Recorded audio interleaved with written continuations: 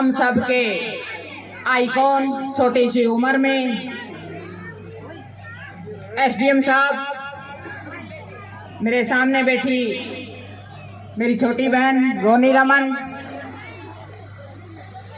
गांव के सरपंच साहब श्री कृष्ण जी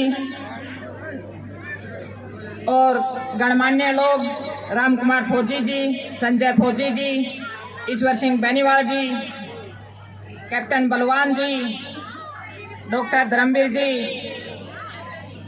मंच पे उपस्थित सभी अतिथिगण, मेरे सामने बैठी मेरी चाची ताई, मेरी छोटी बहन, मेरे सामने खड़े मेरे चाचे ताऊ और मेरे युवा भाई, पूरे ग्राम वासियों को मैं ढेर सारी शुभकामनाएं देती हूं, प्रणाम करती हूं, नमस्कार करती हूं। आज का ये खूबसूरत दिवस, आज का ये त्योहार, आज का ये खूबसूरत मेला, इसके पीछे मैं सैल्यूट करती हूँ उन सभी देशभक्तों को, उन सभी शहीदों को जिन्होंने अपनी कुर्बानियां दे करके हमारे को ये खूबसूरत दिन दिया कि हम देश का गणतंत्र दिवस मना सके। 15 अगस्त 1947 को हमारा देश आजाद हुआ। विभिन्न जातियों से, विभिन्न धर्मों से हमारे देश की सबसे खूबसूरती, हमारे देश की सबसे बड़ी मजबूती, हमारे देश की सबसे बड़ी शान, मैंने इस धरती का, पूरी धरती का चक्कर लगाने का अवसर मिला। 7 महाद्वीपों, 7 महाद्वीप हमारे पूरे धरती के ऊपर है, जिसमें अंटार्कटिका, अमेरिका, दक्षिण अफ्रीका, सभी का मैंने जाने का अवसर मिला। लेकिन मैं गर्व के साथ कहती हूँ, प्राउड के साथ कहती हूँ, मुझे मेरे देश जैसा देश कहीं नहीं मिला। मैं जब अमेरिका की क्लाइंबिंग कर रही थी तो मुझे मेरी मेहनत और मेरी लगन और मेरे जज्बे को देख करके, क्योंकि हिंदुस्तान के अंदर मेरा जो गेम है, जो पहाड़ों पे चढ़ने वाला, कबड्डी को हम जानते हैं, कुश्ती को हम जानते हैं क्योंकि गांव-गांव में खेली जाती है, खो खो को जानते हैं, लेकिन ये पहाड़ों पे चढ़ने वाला गेम, ये एडवेंचर गेम, इसको हमारे देश में बहुत कम जाना जाता है। लेकिन अमेरिका के लोगों ने जब मेरी कदमों की आहट देखी और मेरी मेहनत और जज्बे को देखते हुए कहा कि आप हमारे देश के झंडे के नीचे खेलिए अनीता जी, हम आपको माला माल कर देंगे, हम आपको वो देंगे जो आप मांगेंगी। लेकिन मैं एक बात कहना चाहती हूँ, मैंने बड़े जोश और गर्व के साथ मुझे एक ही बात कही, मैं जो कुछ भी करना चाहती हूँ मैं मेरे देश के अंदर करना चाहती हूँ, मैं अमेरिका के झंडे के नीचे कभी नहीं करूँगी। क्योंकि मैंने अपने देश के हर स्टेट में जाने का अवसर मिला, हर स्टेट के लोगों से मिलने का अवसर मिला। मैंने मेरे देश का जो भाईचारा देखा है, जो प्रेम देखा है, उससे बड़ा कोई किसी देश का मैंने प्रेम नहीं देखा है। आज हम सामने फोटो देख रहे हैं भीमराव अंबेडकर। हमारा देश 15 अगस्त 1947 को आजाद हुआ। हमारे देश को एक सूत्र में बांधने के लिए एक खूबसूरत संविधान लिखा गया। मेरे जितने भी युवा भाई बैठे हैं, मैं आपसे निवेदन करूंगी, आप कुछ पढ़े या ना पढ़े, लेकिन एक बार अपने संविधान को जरूर पढ़ें। यदि आप अपने संविधान को पढ़ोगे तो हमारे देश के ढांचे को आप समझ पाओगे कि हमारा देश का ढांचा, हमारे देश के वो महापुरुष किस तरीके से हमारे देश को एक प्रण सूत्र के अंदर बांध के गए हैं, उसको आप जरूर पढ़े। वो हमारे देश की गीता है, वो हमारा देश का सार है। मेरे को भिन्न भिन्न इलाकों में जाने का अवसर मिलता है। आज मैं बड़ी खुश थी जब सुबह मुझे पता चला 2-3 दिन से कि मुझे गांव काकड़ोद में जाना है। मुझे बड़ा अच्छा लगता है क्योंकि मेरा जो जन्म है, मेरा जो लगाव है, मेरा जो प्रेम है, वो गांव की मिट्टी से बहुत ज्यादा है। क्योंकि मैंने इन्हीं गलियों के अंदर रहते हुए गोबर भी बिटोड़ा है, इन्हीं गलियों में चलते हुए खेतों की पगडंडियों पर मेरे भाइयों हल में पत्ता कैसे डलता है, मुन्नी में दाना कैसे डलता है, उसको अच्छे से अपने हाथ से बोया है। 12 साल की उम्र में पिता का इस दुनिया से चले जाना, घर की जिम्मेवारी अपने कंधों पे आ जाना और एक विधवा माँ बीमार माँ चारपाई पे, उस अवस्था में अगर मैं आपको बताना चाहूँ, मेरा बताने का मकसद एक ही है, इस भावना को समझना, इस फीलिंग को समझना, उन सब जिम्मेवारियों को। 12 साल की उम्र में अकबर का राज सुना था 10 साल में संभालना, लेकिन मैं ये कहूंगी कि मुझे भी 12 साल के अंदर अपने परिवार की जिम्मेवारी मेरे कंधों पे संभालनी पड़ी थी। मजबूरियां लगा लीजिए, परिस्थितियां लगा लीजिए, चुनौतियां लगा लीजिए, लेकिन मैं एक बात कहना चाहूंगी, मेरे सामने 2 रास्ते थे। एक रास्ता था, या तो मैं मेरी बूढ़ी ताई कहा करें बोले ऐसे तो बैठ के रो ले और चाहे खड़ी हो के न कमा ले। जब किसी परिवार में खूर सेड़ हो जाओ ना, जब ताई सांसरा पर हम बैठते हैं तो बहुत शानी शानी बात भी कहा करें। तो जब मेरे पिता इस दुनिया से गए तो मैंने उन ताइयों की बात को अपने कान में डाल लिया। बोला तो मेरी माँ ने बोली तो बेटी बहु रानी बोला रो लिए चाहे खड़ी होकर ना, अपने बालका ने मजबूती से आगे कदम उठाने खातिर वो कर लिए। तो मैंने उन शब्दों को, उन बातों को अपने कान में पिरोया और मैंने 2 रास्तों में से एक रास्ता चुना कि मैं अपनी दिशा और दशा अपने परिवार की नहीं, अपने समाज की नहीं, मैं अपने देश की दिशा और दशा बदलने के लिए तैयार हूं। मैंने वो मेहनत कर ली। कभी ये नहीं कहा कि मेरा कोई साथ देने वाला नहीं है, या परिवार में अच्छा नहीं है, या मेरे चाचे बुरे हैं, या मेरे ताऊ बुरे हैं। मुझे एक ही चीज समझ में आई, हर वक्ता बोलता कि स्टेज पे कि वो फलाना बुरा है, दिकड़ा बुरा है। मैं एक ही बात कहती हूँ, कोई बुरा नहीं होता, समय बुरा होता है। समय सब अपने होते हैं, ये सिर्फ हमारा नजरिया होता है देखने का, क्योंकि उस टाइम की परिस्थितियां अलग होती हैं। अगर वो आपके साथ खड़े होंगे, आपके कदमों के साथ खड़े होंगे, तो कभी भी आप मजबूत नहीं होते। क्योंकि कभी देखा आपने किसी पेड़ के नीचे कभी पेड़ पैदा हुए हैं, कभी देखा है? मैं इतना ही कहना चाहूंगी कि अगर कैसी भी परिस्थिति हो, आज इस गणतंत्र दिवस पे अगर आप चाहते हो कि हम इन देशभक्तों की कुर्बानी को जिंदा रखना चाहते हैं, तो आज भी हमने अपने देश के, अपने राष्ट्र के लिए काम करने की जरूरत है। आज भी हर व्यक्ति के कंधों पे जिम्मेवारी है। अगर आप चाहते हो मेरा गांव खूबसूरत हो, तो हमने अपने तालाब को साफ सुथरा बनाना होगा। अगर आप चाहते हो मेरे गांव में पर्यावरण अच्छा हो, तो आपने चारों तरफ पेड़ लगाने होंगे। अगर आप चाहते हो मेरे गांव में छोटे छोटे बच्चे खेलें, तो आपने अच्छा ग्राउंड तैयार करना पड़ेगा। सब जिम्मेवारी सरकार की नहीं होती, हमारा भी दायित्व बढ़ता है कि हम कंधे से कंधा मिलाकर के अपने देश को, राष्ट्र को मजबूत करें। मैं बहुत सारे युवाओं से कई बार चलते चलते बात करती हूँ, क्योंकि मैं समाज से मुझे जुड़ा रहना बहुत अच्छा लगता है। मैं चाची ताइयों में भी बैठती हूँ, मैं बड़े बुजुर्गों में भी बैठती हूँ, मैं युवाओं के साथ भी बात करती हूँ, मैं बच्चों के साथ भी अपना टाइम स्पेंड करती हूँ, उनके साथ बात करती हूँ। मैंने समाज के हर वर्ग को फील किया है। कई बारी कई युवा से मैं पूछती हूँ कि भाई क्या कर रहे हो, तो युवा के पास कोई कई बारी विजन नहीं होता, उसको पता ही नहीं होता जिंदगी में क्या करना है। और वो युवा मेरे से एक बात पूछता है कि अनीता बहन, हम आपसे ये जानना चाह रहे हैं कि आपके अंदर ये जोश, ये जज्बा, ये इतनी इच्छा शक्ति आती कहाँ से है? मैं उन सभी बहन भाइयों को बता देना चाहती हूँ। वो पूछता है कि आपके लिए ये प्रेरणा कहाँ से आती है, आपका प्रेरणा स्रोत कौन है?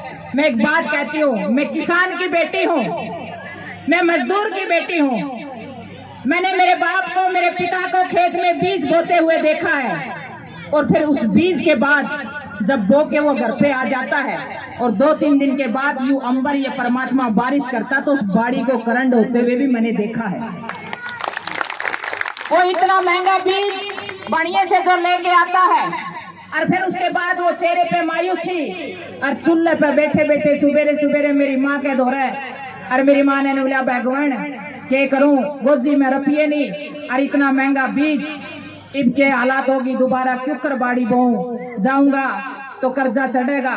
मेरी माँ फिर उस नए जनून और जज्बे के साथ कहती है मेरे पिता को कि उठ भोलेनाथ, और जा खेत में हाथ जोड़ और बीज लेके आ, यू परमात्मा यू अंबर वाला फिर देगा, और फिर बाड़ी लहराएगी, फिर गले लगेंगे, फिर मैं कपास चुगड़ जाऊंगी। मेरे लिए वो आइकॉन का काम करते हैं। माँ बाप से बड़ा कोई प्रेरणा स्रोत नहीं है। अगर कोई भाई अच्छे से अपनी रेडी लगा करके और ईमानदारी और मेहनत के साथ साफ सुथरी जूस की रेडी लगा रहा है, साफ सफाई है, और बड़े प्यार से लोगों को जूस पिला रहा है, तो मेरे लिए आइकॉन और प्रेरणा का काम वो भी कर रहा है। अगर कोई माँ अपने बच्चे को बड़े प्यार के साथ, दुलार के साथ, भगत सिंह की तरह मोटिवेट करके, हौसला दे करके अगर अपने बच्चे को पाल रही है, अपनी छाती से दुला रही है और उसको कह रही कि जा बेटा, तेरे से सफल इंसान इस दुनिया में कोई नहीं है, वो माँ भी मेरे लिए प्रेरणा का काम करती है।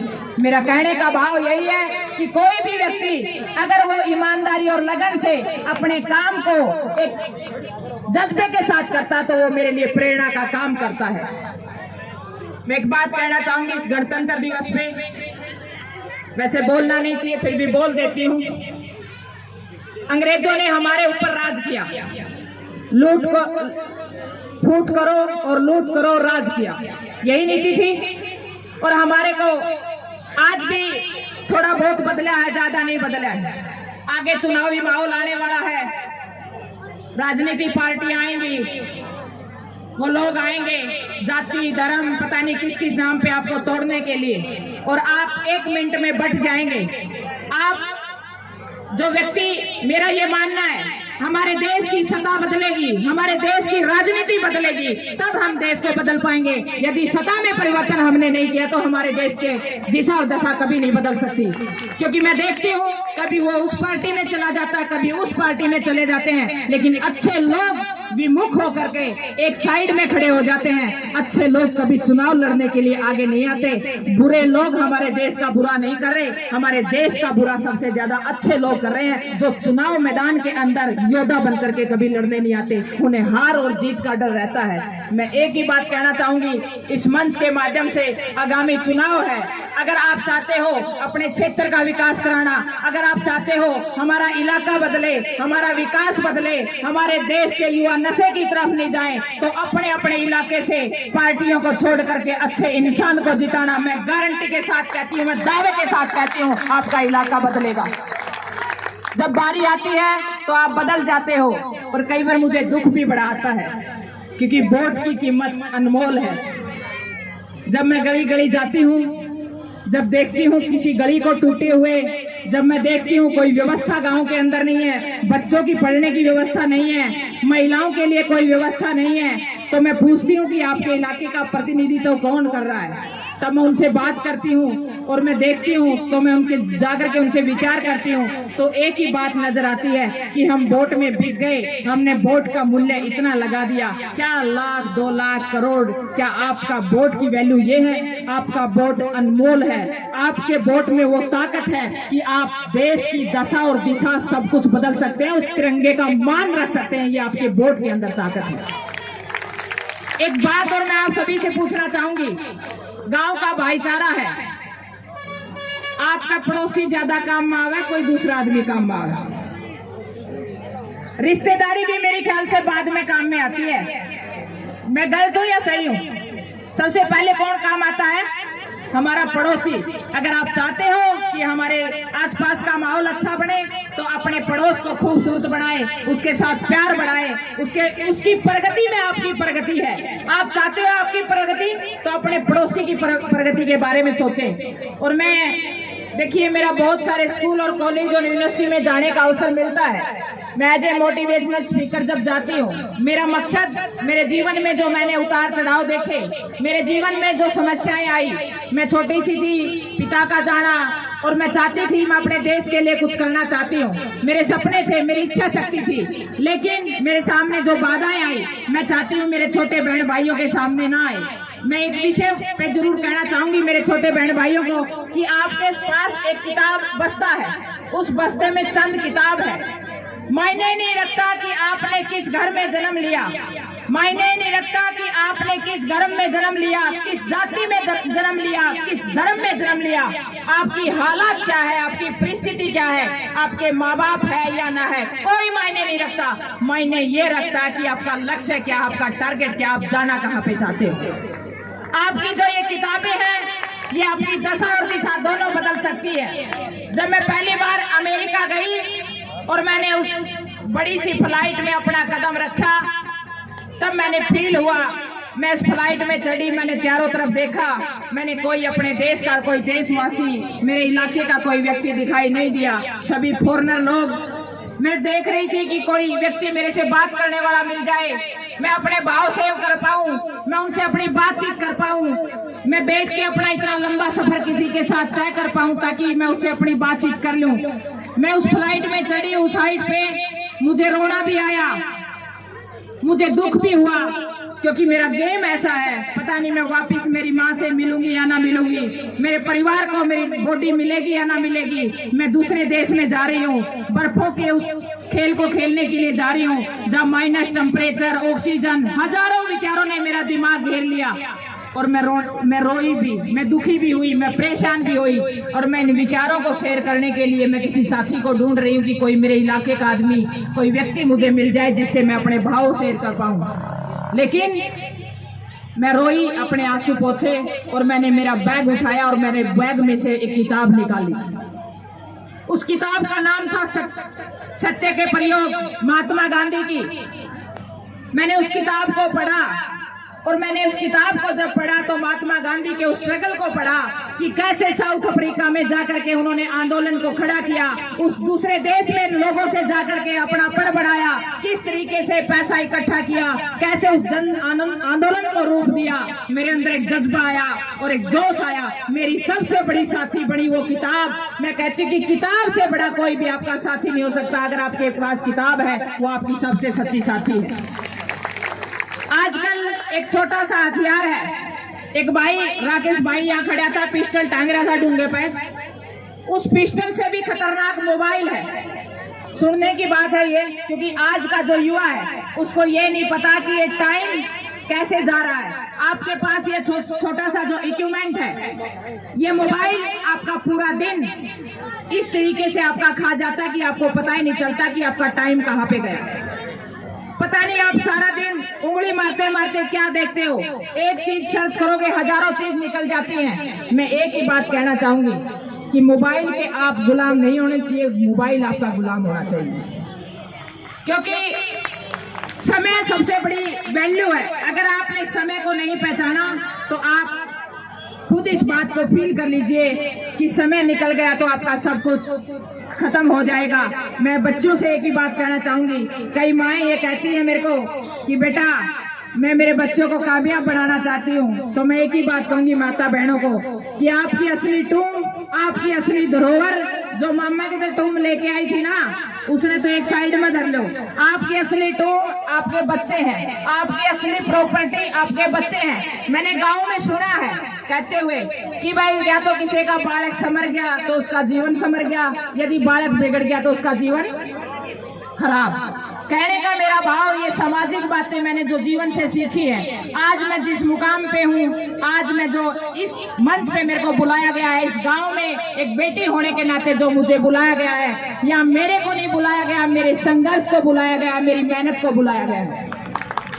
इस इलाके में आसपास हजारों बेटियां मेरे नाम से आपको मिल जाएंगी, लेकिन आज मुझे यहाँ पर विशेष चयनित इसलिए कहा गया कि मेरा नाम संघर्ष के नाम से जाना जाता है। और मेरा मकसद एक ही है कि मैं आखिरी छोर के उस बच्चे तक, जिस बच्चे के पास पढ़ने के लिए किताब नहीं है, जिस बच्चे के पास वो इतना गरीबी में है परिवार, उसके पास खाने के लिए अन्न नहीं है, मैं इतना संघर्ष करना चाहती हूँ कि मैं इतनी मजबूत हो जाऊं कि मैं उस घर तक वो रोटी और वो किताब पहुंचा पाऊं। ये मेरा मकसद है। मेरी माताओं बहनों को एक ही बात कहना चाहूंगी। कई बार मेरे सामने समस्याएं आती है। आजकल सबसे बड़ा मुद्दा भी है ये कि आजकल की लड़कियां बात नहीं मानती, बहुओं से सासुओं ने डरना पड़ा है। डरने की जरूरत नहीं है। समाज में हमने बैलेंस बनाना है। ना कोई कोर्ट समाज का भाईचारा बना सकती, ना कोई थाने बना सकते। समाज का भाईचारा समाज से ही बनेगा। छोटी सी बात है ताई, अगर मान लोगी तो सुख पाओगी। मैं एक ही बात कहना चाहूंगी, अपनी बहुओं को बेटी बना लो और सारा दिन जो कान का लगा कर ना फोन करो, हनी बेटी दो रह की तेरे ससुर ने न्यू चला दिए, तेरी ननद ने न्यू कह दिए और उसने न्यू कह दिए। अगर आप इस स्टेशन से बैठ के नहर दूसरा स्टेशन चलाओगी, कभी भी कामयाबी नहीं मिलती, घर उजड़ते हैं उसके अंदर। अगर आप चाहती हो कि हमारा समाज सुधरे, अगर आप चाहती हो कि घर में प्रेम भाव बना रहे, अगर आप अपने बेटे से प्यार करती हो तो पहले अपने बहू से कर लेना। बेटा तो आप पे राजी हो जाएगा जब बहू राजी घर में होगी तो। ये आपके ऊपर दायित्व बनता है, आपकी विशेष भूमिका है।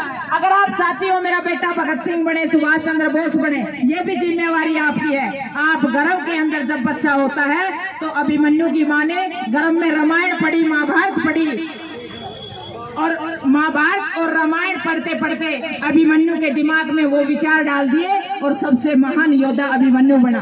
भगत सिंह वैसे नहीं बना, भगत सिंह के अंदर भी भगत सिंह की माँ ने विचार बने। 3 चीजों का बहुत बड़ा रोल है, आचार, व्यवहार और विचार। अगर आपका व्यवहार अच्छा है, अगर आपके विचार अच्छे हैं, अगर आपका आहार बढ़िया है तो समाज वैसे ही बढ़िया बनेगा। एक बात और कहूंगी, आजकल गामा में जाऊं कड़ोनी बिलोनी देखने में भी नहीं पाती। अगर आप चाहते हो भगत सिंह जैसे बेटे हो, चेहरे पर लाली हो, पूरी नजर मारी हो, वो चेहरा नहीं दिख रहा जो खिंडका में दमकता था, लाल लाल दिखता था, लाल मलाई खा के एक अलग सी रौनक आती थी। आज मेरे समाज के अंदर बहुत बड़ी कमी आई है इस चीज की। मैं चाहूंगी कि इस चीज को बदलिए, अपने घर में कड़ोनी बिलोनी लाइए ताकि किसी गरीब का चूल्हा जल सके, ताकि कोई मिट्टी के बर्तन बना रहा है उस व्यक्ति के घर में भी उसके दिए बिक सके, वो कड़ोनी बिलोनी बिक सके, उसका भी घर चले। मार्केट पे इतने आधारित ना होइए। हमारा समाज एक दूसरे से जुड़ा हुआ था, उस चीज को वापस लौटाइए। और आप चाहते हो हमारे बेटे स्वस्थ हो तो अच्छा खान पान, वह कड़ोनी की बिलोनी की वह मलाई और वह लस्सी दोबारा से लेके आइए। ये अनुभव मुझे कुछ पुलिस डिपार्टमेंट से हुआ, क्योंकि हरियाणा पुलिस में मैं इंस्पेक्टर पद पे कार्यरत हूँ। तो समाज में घूमते घूमते मेरे समाज में क्या प्रॉब्लम आई, कैसे हमने दोबारा मजबूत करना है, क्योंकि हमारे कंधों के ऊपर बहुत जिम्मेवारी है। एक नौजवान, मेरे समाज के जितने भी नौजवान भाई खड़े हैं, हम सबका दायित्व बनता है। वो भगत सिंह हो, चाहे अम्बेडकर हो, सुभाष चंद्र बोस हो, हमारे जितने भी नेता रहे हैं वो हमारे को जिम्मेवारी दे के गए हैं कि भाई आप अपने देश को, हमने तो आपको आज़ादी दिला दी, लेकिन इसको और मजबूत आप लोगों ने करना है। इस मजबूती के साथ हम सब आगे बढ़ेंगे और उन व्यक्तियों से, उन महान आत्माओं से सीखेंगे तो जरूर मेरा देश खूबसूरत होगा। और आगे चुनाव आ रहे हैं, उसके लिए आप अपने भाईचारे को बनाए रखिए, क्योंकि भाईचारा रहेगा तो हम सब खुश रहेंगे, दिवाली मनाएंगे। क्योंकि जो भाई फौजी AK-47 उठा करके आप देख रहे हैं ड्रेस में बैठे हैं, मैंने किसान की बेटी होते हुए उस खेत को भी जिया है और उस सियाचिन ग्लेशियर, आप सभी ने नाम सुना, उस सियाचिन ग्लेशियर को भी जिया है। एक टेंट लगा करके उस टेंट के अंदर इतनी ठंड में, माइनस टेम्परेचर में, ना कोई पीने ना वहाँ हमारी दूध लस्सी। कई बार तो मैं थक जा कर दी ना, तो ये मन करा करता कि माँ मेरी एक लोटा दूध का लिया और एक लिया हुआ गुड़ की डली, ताकि यह सारा दिन जो सी मैंने पढ़ा मेहनत करी ना, थकान उतर सी जावे। ये भावनाएं, ये फीलिंग सब मार करके हमारे फौजी सियाचिन जैसे ग्लेशियर पर हमारे देश की रक्षा करते हैं। तो मैं सैल्यूट करती हूँ फौजी भाइयों को आज के दिन, जो हमारे को इतने खूबसूरत अवसर मनाने का अवसर देते हैं। हम होली भी मनाते हैं, दिवाली भी मनाते हैं, सब त्योहार मनाते हैं, ये सब उनकी बदौलत है। आपकी थाली में अगर 2 टाइम की रोटी आती है तो वो किसान और मजदूर की बदौलत है। हम सबका दायित्व है कि अपने देश को अच्छा बनाए, खूबसूरत बनाए। आप सभी ने मुझे आज इतना मान दिया, सम्मान दिया, मैं आपकी दिल से आभारी रहूंगी। जय हिंद, जय भारत।